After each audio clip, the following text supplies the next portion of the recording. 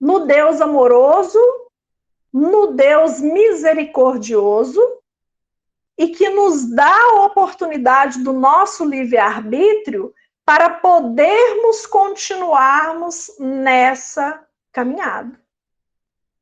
Porque não vai adiantar nada, né, nós batermos na porta sem sabermos avaliar o nosso dia a dia, avaliar a nossa luz e a nossa treva, avaliar os nossos vícios e as nossas virtudes. E o outro ponto que eu trouxe aqui lá do item 5 do Evangelho segundo o Espiritismo são perguntas que a espiritualidade, né, fazendo o desmembramento do trecho, do texto, do título, A Porta Estreita, nos faz. Todavia, de que delitos esta humanidade se houvera feito culpada para merecer tão triste sorte, no presente e no futuro, de toda ela se achasse degradada na terra e se a alma não tivesse tido outras existências? Por que sofrermos tanto? Por que temos que sofrer para poder passar por essa porta estreita, sendo que eu não fiz nada de mal para ninguém? Sendo que eu cumpro a lei de Deus. Eu sou espírita. Eu sou trabalhadora. Eu faço os meus trabalhos voluntários.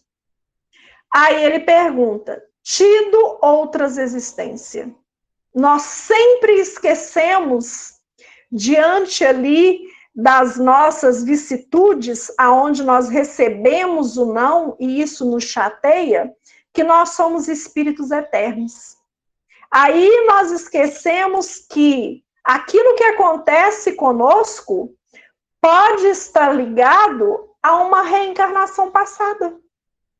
E aí nós temos de quê? Aprender com esse erro, com essa má tendência, para evoluirmos e transpor essa porta. É só assim que nós conseguiremos. Então não adianta continuarmos arraigados, né? Eu sou, eu faço, se você não tiver essa ligação íntima com Deus, lá no fundo de toda a sua alma, e estar sempre em contato com Ele, com toda a sua sinceridade, porque Ele está em contato conosco, com todo o seu amor, com toda a sua misericórdia. Agora resta saber se nós estamos ouvindo, se nós estamos aceitando o aprendizado para poder estar com Deus. Porque Deus, Ele não olha o que nós estamos fazendo, mas sim por que nós estamos fazendo. Porque toda atitude nossa é um aprendizado. Toda atitude nossa vai nos elevar. Vai o quê? Nos colocar para frente. Ativa aí aquela virtudezinha que lá na vida passada você teve e agora você está esquecendo, você está vacilando com ela. E nós não podemos sair desse ponto. Nós sempre temos de estar atentos a isso. A outra pergunta no texto. Por que tantos entraves posto diante de seus passos? Será que realmente tem muitos entraves no nosso passo? Ou nós estamos encontrando grão de areia e colocando esse grão de areia como uma montanha? Porque tudo vai basear o quê? No nosso livre-arbítrio. No nosso esforço para o aprendizado na onde? No aprendizado do bem. Porque o aprendizado do bem dói. O aprendizado do bem nos faz deixar o materialismo do lado. Ah, então eu tenho de deixar de ser materialista. Nós vivemos num mundo de provas e expiações. Nós não somos julgados por querermos ter uma boa casa, um bom carro, um bom emprego com um bom salário. Mas nós não podemos ser apegados a ponto de que tudo que acontece na nossa vida é um quê? Um entrave. Algo que vai nos fazer o quê? Parar ou até desistir. E nós não podemos. Tudo evolui. Tudo tem um propósito. Por que essa porta tão estreita que só a muito poucos é dado transpor, se a sorte da alma é determinada para sempre, logo após a morte? Nós somos espíritas, nós estamos aqui relembrando o Evangelho do Cristo. Nós ainda temos esse pensamento na nossa consciência? Tudo vai ser determinado logo após a morte? Nós temos de reformular os nossos conceitos. Nós sabemos que nada é determinado ali a ferro e fogo. Nós vamos ter oportunidades que nos farão crescer. Isso não quer dizer que se estamos errando muito aqui agora, nós não vamos cair no esquecimento e no sofrimento para sempre, não. Nós já ultrapassamos isso. Nós já deixamos de pensar nisso há muito tempo. Né? O próprio Cristo, ele nos ensinou a perdoar. Ele nos ensinou a que vai, não peques mais, levanta, anda. O que queres que eu faça? O próprio Cristo nos ensinou isso. Então, por que estarmos pensando, eu vou parar agora, porque depois que eu morrer, vai resolver, aí vai e determina? Não. O convite para essa porta é o convite à ação, a nos reformular aqui agora, nesse momento. Se não conseguir aqui agora, nesse momento, darmos o quê? O primeiro passo. O primeiro passo para a mudança. Mas a nossa mudança de aceitarmos a misericórdia de Deus, de aceitarmos a sua vontade, ela tem de partir do nosso íntimo, como eu trouxe aqui o nosso irmão Abraão. Ela tem de partir com a certeza que nós ouvimos sempre e nós precisamos colocar em prática, de que há muitas moradas na casa do meu Pai. Há uma vida após essa, aonde eu receberei nova oportunidade e eu estarei melhor do que agora. Mas, ao mesmo tempo, nós não podemos esquecer que o nosso melhor momento é esse aqui. É a oportunidade que nós estamos recebendo. Nós não podemos o quê? Desperdiçá-las. Desperdiçar por quê? Pode demorar ainda muitos anos para podermos ter nova oportunidade de aprendizado. Oportunidade bendita, Oportunidade que muitos queriam estar aqui nesse mundo agora, nesse século. E aí esse convite para avaliarmos as nossas paixões, os nossos vícios e colocá-los na balança junto com as nossas virtudes, esse momento aqui agora é único. E Emmanuel, através de Chico, nos disse: todos os dias da sua vida, você recebe uma página em branco, aonde você é o autor. É você que escreve o seu dia. É você que vai escrever o final do seu dia agora, como ele está. Agradecer ou continuar pedindo aquilo que você não pode? Ou você vai agradecer a oportunidade de estar aqui e cumprir a lei divina? A porta estreita nos remete à salvação, mas nós vamos ser salvos se nós cumprirmos a sua lei. E aí nós vamos falar o quê? Das nossas dores, do cumprimento do nosso dever.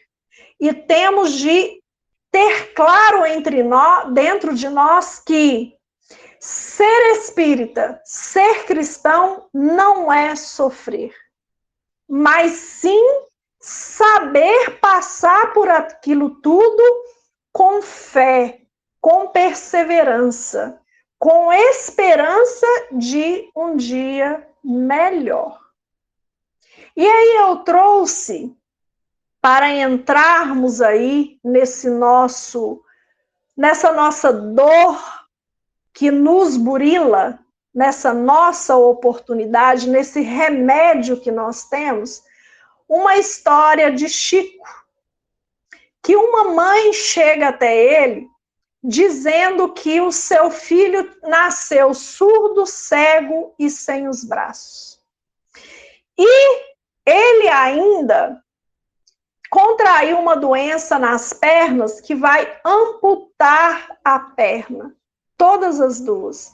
E ela pergunta: por que tudo isso? Por que tanto sofrimento? Sofrimento dela em ver o filho daquele jeito e até do filho também, né? Cego, surdo, sem os braços e agora vai perder a perna. Nós olhamos para um espírito assim e nós falamos assim: quanto sofrimento? É essa pergunta que a mãe faz. E por que nós fazemos essa pergunta? Porque nós indagamos isso. Porque nós esquecemos da porta estreita. Nós esquecemos que tudo aqui, o que acontece conosco é o quê? Aprendizado. E olha o que o Chico responde para ela. Minha filha, Emmanuel, aqui presente, me diz que nas 10 últimas encarnações, esse ser suicidou-se e pediu, antes de renascer, nessa atual existência, que lhe fossem retiradas as possibilidades de mais uma tragédia. Porém, como agora, apesar de cego, surdo e sem braços, está ainda procurando um lugar como um precipício, rio, avenida para se matar. Aí, só cortando as pernas, não? Então, aquele ser que a mãe gerou e que veio até ela com todas essas deficiências e que ainda iria perder as duas pernas, ela olhava para ele, via sofrimento e ela também sofria com aquilo, porque quem é mãe sabe a dor de vermos um filho até passando um mal leve, né? Ela via tudo aquilo como um fim para ela, né? Uma dor imensa. Mas Chico esclarece que o quê? Aquilo ali era a única oportunidade daquele ser dar continuidade à sua existência para poder o quê? Aproveitar a sua oportunidade, aproveitar a sua reencarnação e aprender. E não é só aquele ser que iria aprender. A mãe também, ela estava tendo a oportunidade de cumprir o seu dever como mãe. A mãe amorosa, a mãe cuidadora, a mãe que abraça, mas também sabe chamar a atenção do filho. Então, quando nós olhamos para isso tudo e vemos somente o externo, como nós temos costume de olhar, nós sempre vamos enxergar o quê? A dor, a falta de oportunidade. Mas a falta de oportunidade na onde? Somente aqui nesse mundo. Porque nós esquecemos da nossa eternidade. Nós esquecemos que nós estamos o quê? A caminho, em busca da perfeição, da nossa elevação.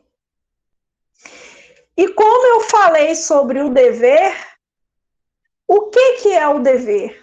Lá no capítulo 17, no Evangelho segundo o Espiritismo, sedes perfeito, que Kardec, com toda a sua sabedoria, ele colocou o capítulo Sedes Perfeitos, que fala sobre o homem do bem, sobre o homem de bem, antes desse capítulo da noite de hoje. Por quê?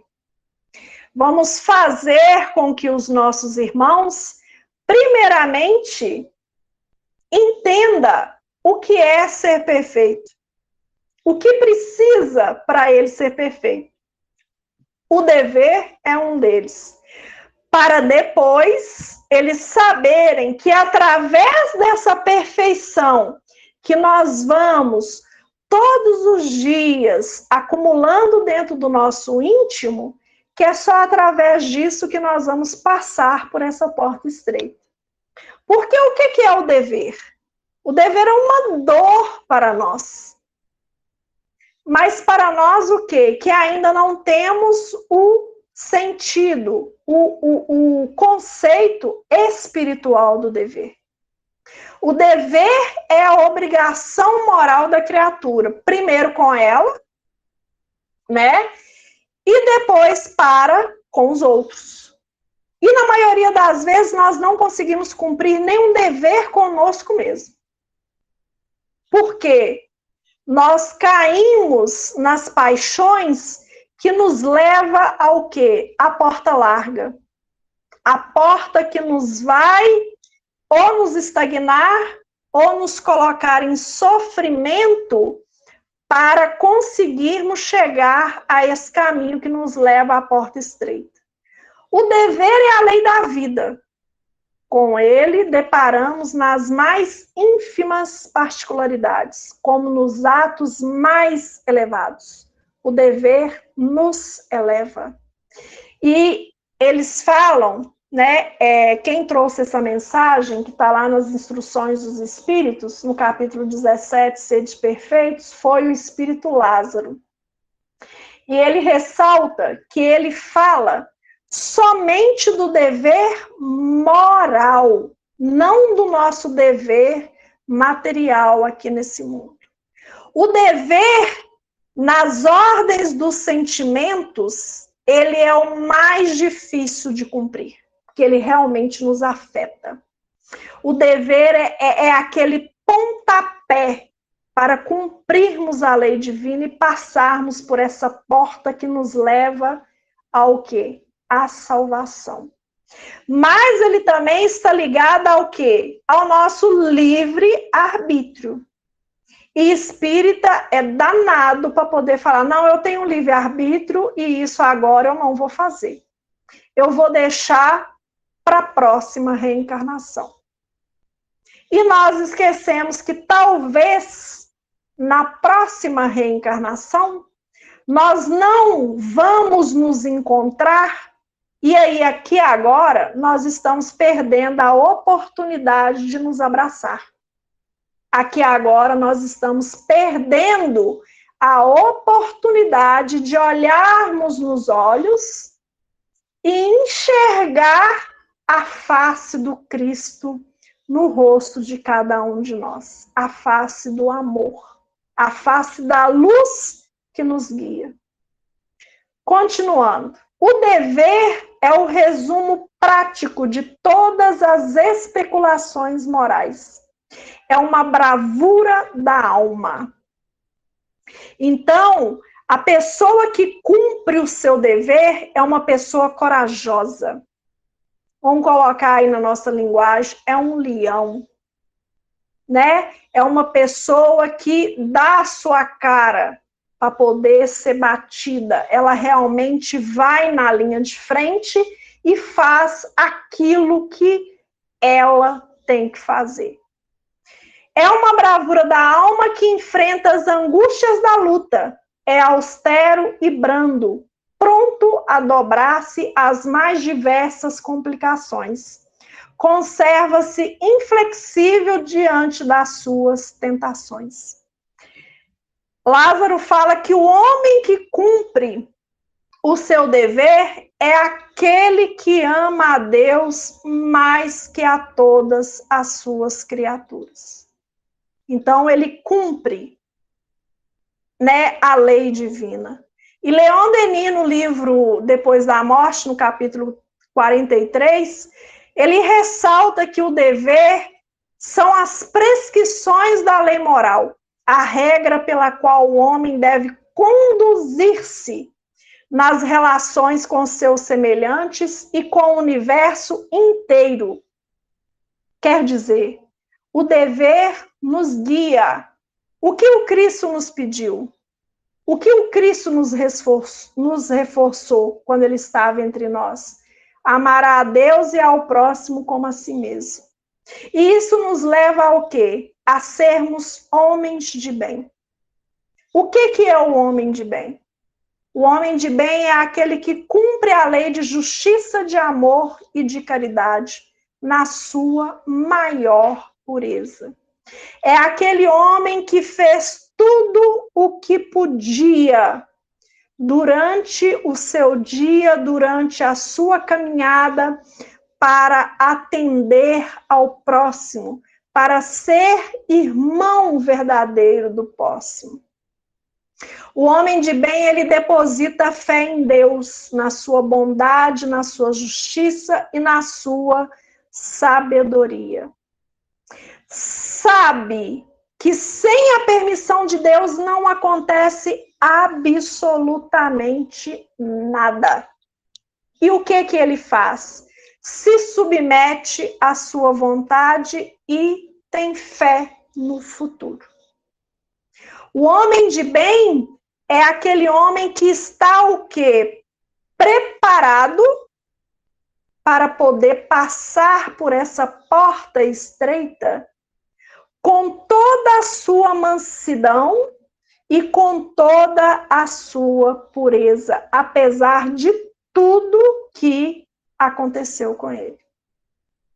Ele é o quê? Aquele homem que cumpre a lei divina. Aquele homem que lá no Antigo Testamento, ele já sabia do mandamento maior que o Cristo nos relembrou. Amarás o teu próximo como a ti mesmo. Eu sou o seu Senhor. Levítico 19, 18. E antes do Senhor falar, amarás o teu próximo como a ti mesmo, o Senhor pede, não te vingarás, nem guardarás ira contra os filhos dos seus povos. A porta estreita é isso. É aceitarmos a vontade de Deus na sua essência e na sua pureza, porque aí, nas nossas tribulações, nós não sentiremos aquilo que nós denominamos dor. nós saberemos que tudo que está acontecendo para o quê? Para o nosso bem. Aí agora, antes de finalizarmos, né, como o Antônio pediu, 10 minutos antes, para ver se alguém tem alguma pergunta. O pessoal abre o microfone? Não, normalmente eles fazem as perguntas pelo chat, sabe? Mas não tivemos nenhuma pergunta por enquanto. Aí você pode finalizar aí. Se eles tiverem alguma pergunta, eles podem escrever para nós aqui ainda. Tá bom? Ah, tá. Então, tranquilo, né? Se não teve pergunta, ou todo mundo entendeu tudo, ou ninguém entendeu nada e está com vergonha. Então, vamos lá. O convite para a porta estreita é nos colocarmos servos do Senhor, assim como a nossa mãezinha Maria se colocou quando ela recebeu a notícia do nascimento do Cristo. E o que é a porta estreita? Que eu trouxe conceito de salvação, eu trouxe o Antigo Testamento. Aí eu fui lá no livro O Evangelho por Emmanuel, aonde Emmanuel comenta o Evangelho segundo Mateus. Esse aqui, ó. Ele comenta as passagens, as duas passagens que Cristo nos falou da porta estreita. Só que aí nós encontramos lá o que significa a porta estreita. Muralha do tempo. Está lá no Espírito a Verdade, editora FEB, no capítulo 14, para quem quiser pegar o livro para poder ler. Então, o Espírito a Verdade nos fala. Ele faz uma comparação de portas. Por que a porta? Em nos referindo à semelhante afirmativa do mestre, não nos esqueçamos de que toda porta constitui passagem incrustada em qualquer construção, a separar dois lugares, facultando livre curso entre eles. Dois lugares, a nossa luz e a nossa treva, as nossas trevas, certo? Porta, desse modo, é peça arquitetônica, encontradiça em paredes, muralhas e veículos, permitida em todos os casos, franco passadouro. Então, há portas de todos os tamanhos que nós usamos para poder passar. Mas a que leva à salvação é somente a porta estreita. A porta estreita revela o acervo espiritual que nos permite marchar na senda evolutiva, com o justo aproveitamento das horas. A porta larga nos expressa o desequilíbrio interior, com que somos forçados à dor da reparação, com lastimáveis perdas de tempo. Porta larga, entrada na ilusão, saída pelo reajuste. Porta estreita, saída do erro, entrada na renovação. Que nós possamos nos renovar diariamente para podermos conseguir nessa nossa caminhada, nesses dois caminhos que nós temos, chegarmos a essa porta estreita e quando batermos, ela se abrir com toda a sua luz, com toda a sua misericórdia, para que possamos passá-la com paz, com força, com fé, nesse Cristo que esteve entre nós, que nos revelou a lei do amor, que nos revelou a lei divina de acordo com o nosso entendimento e que tanto nos engrandeceu. Eu agradeço à casa pelo convite, né? Espero que todos, através das reflexões que eu trouxe aqui, terem encontrado momento de luz, momento de paz dentro desse nosso dia, que independente do que aconteceu, nós consigamos nos conectar ao Pai com mais amor e com mais sinceridade. Eu agradeço a todos, boa noite. Nós é que agradecemos pelas palavras tão bem colocadas, né? Sempre fazem falta na nossa caminhada, principalmente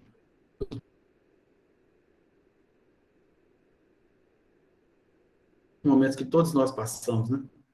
Elas simplesmente nos trazem calento,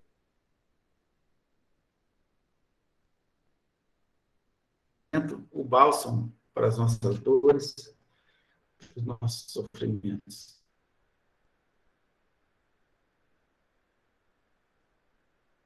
Bom, meus irmãos, nós vamos aproximando do finalzinho, trazendo aquele recadinho tão importante. Nós, na Fraternidade, continuamos em obras. Essas obras têm o objetivo de adequar as instalações da Fraternidade, já é uma indicação velha, tem 40 anos de idade, precisa passar por essa adequação. E, dentro disso, a gente pede que eles tenham condição, que o nosso companheiro Soares vai passar um vídeo, no qual ilustra um pouco o que nós estamos falando.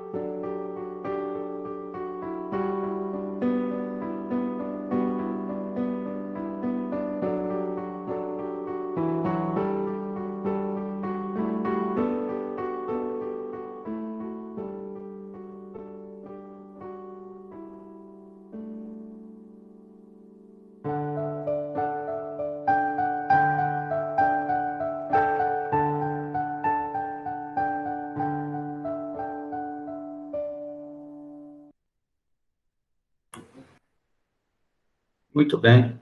Encerramos. Nós contamos com a colaboração de todos aqueles que tenham condição e que queiram efetivamente contribuir para essa obra, para que cada dia mais a gente possa ter no plano físico o mais parecido possível com o que existe no plano espiritual. Nós contamos com a colaboração de todos vocês que possam nos ajudar. Ok? Vamos chegando ao finalzinho e nós vamos pedir ao Toninho que possa fazer a nossa prece final, trazendo harmonização para esse momento e finalizando esse momento de estudo.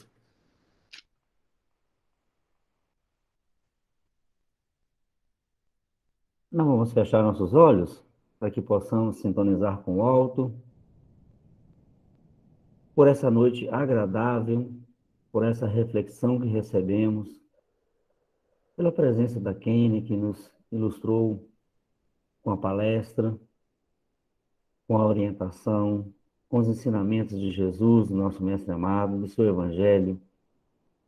Agradecidos por mais esse encontro, agradecidos pelo amparo do irmão Miramês e toda a sua equipe, agradecidos a Jesus, agradecidos a Deus, nosso Pai, que nos permitiu estarmos em busca de tudo que é necessário para a nossa caminhada, para os ensinamentos, para a luz que nos leva a termos a salvação, que possamos bater e essa porta se abrir. Pedimos também por todos os lares aqui representados,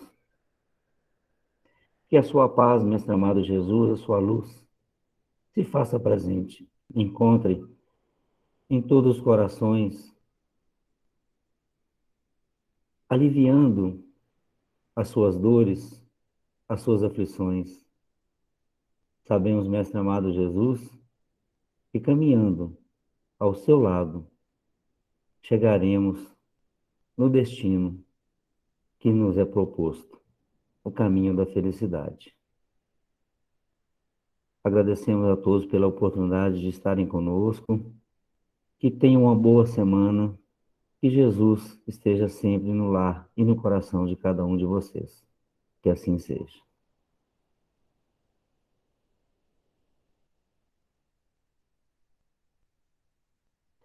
Então, uma boa noite a todos. Muito obrigado, Kênia, pela presença, viu? Por estar conosco essa noite. Boa noite. Boa noite. Eu Uma que boa agradeço. semana. Boa noite Seja- a Vocês todos. também. Com Obrigado. Deus. Tchau. Nós também. Vamos Boa com noite.